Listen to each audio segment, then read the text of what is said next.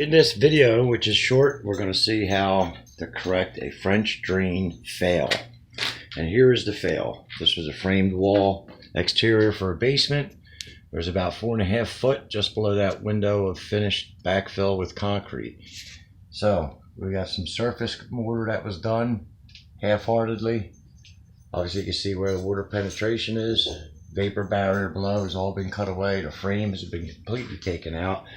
And here's the fail. The person who did this job was supposed to infill all mortar joints. And you can see they're wide open. Even there, all the way to there. I'm going to take you over to here. You're going to see another one you'll love. Wide open. See the daylight? So here's the deal. What it caused was the French drain to fail. When you pull the framework out, here's your mortar surface on top of your plastic.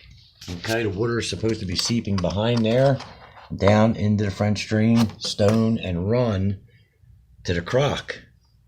Problem here is all of that mud behind that wall has washed out, and here's what it has caused to occur. If you lift up where we've already busted away the mortar lid, okay, pull up the corrugation, and 100% solid mud pack all the way down, causing no penetration of the water into the French drain system. Joints are open here as well. So what happens is all this mud that's washed through here over the course of 2.5 years has caused the French drain to fail. So the correction, we're going to pull this entire length all the way down and hope it stops down that way.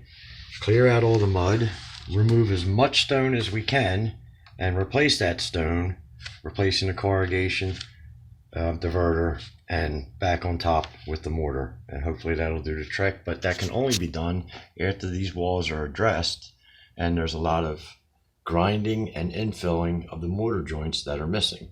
Now, being an old basement, these joints are very thin, so you may have to cut them open a little bit to get ample amount of mortar in there to make sure it's sealed. And only that can be done before we do a full dry lock with 2 or 3 coats to prevent the issue from reoccurring. So we're mainly trying to keep the mud out at this point. The water is secondary. Okay? And that's where we're at. That's how to determine whether you have a French drain fail or not. And in this case, proof is in the pudding. Complete fail. No place for the water to go except up and over the tile and across the floor. And by the way, the crock on the left side of the house, which is this particular section, after a downpour 2 days ago, not one drop came out of the left side. Thanks for watching.